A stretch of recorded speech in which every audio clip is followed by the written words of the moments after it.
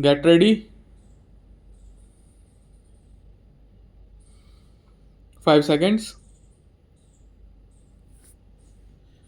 Start. Sir, I rise to support the demands for grants of the Ministry of Human Resource Development.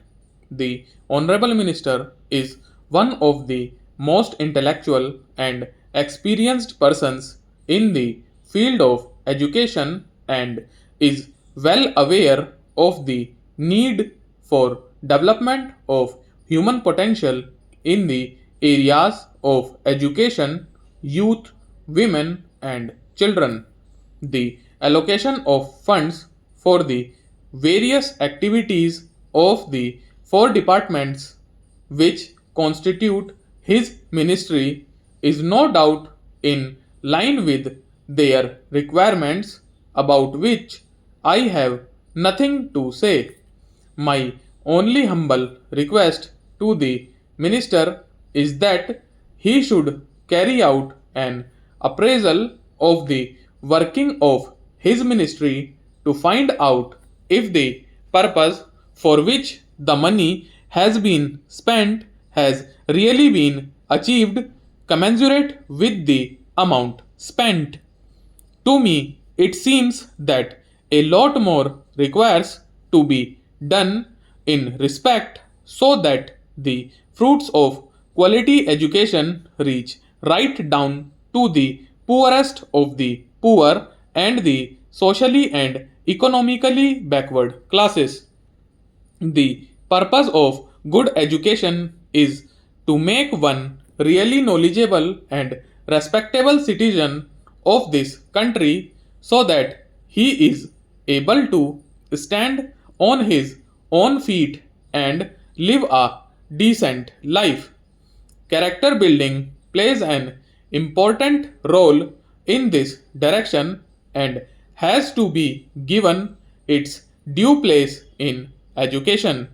It must be understood that good education is the foundation for nation's progress, and unless this foundation is made strong and everlasting, no structure constructed on it will stand firm and erect.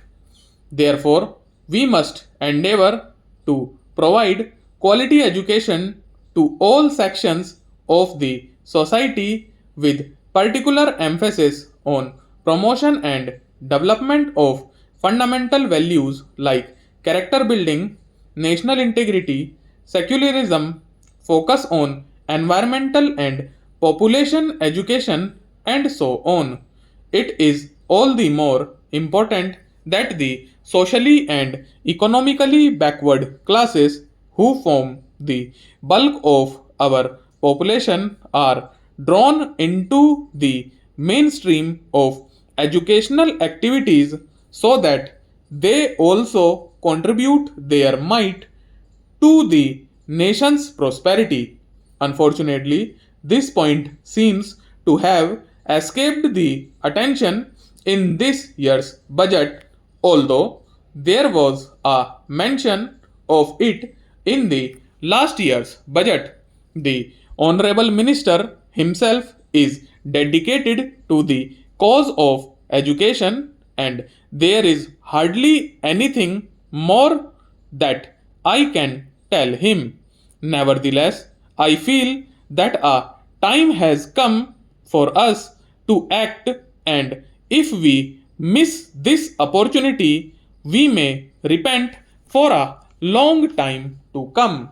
Considering the deterioration in the moral standard of the society today, special emphasis has to be laid on character building in our educational system.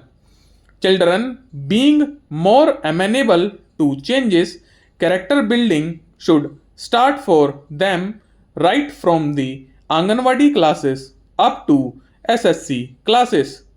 If children are constantly told about what is good for the country and also what is good for them, it will have a great impact on them.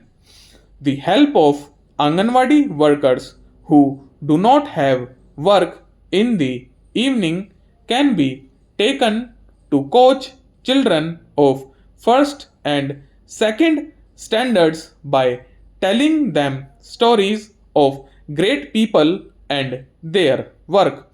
This could be supplemented by giving them books depicting the lives of great men and their noble deeds for reading at home, on which questions can be asked next day during coaching.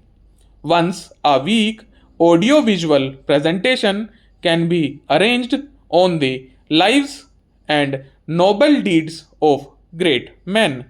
I am sure this will have the desired effect much more faster. With all the money that is spent on education, who are the people who really get the benefits?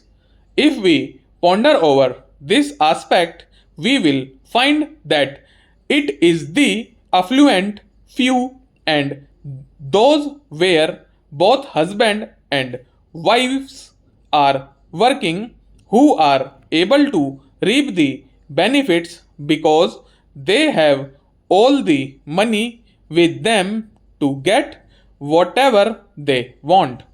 They can send their children to the best schools, buy costly books and aids, arrange special tuitions, and send them to special coaching classes to score good marks in competitive exams. Even if these children fail to get admissions to professional courses, their parents can always pay capitation fees and have them admitted. But what happens to SC, ST, and other economically and socially backward students?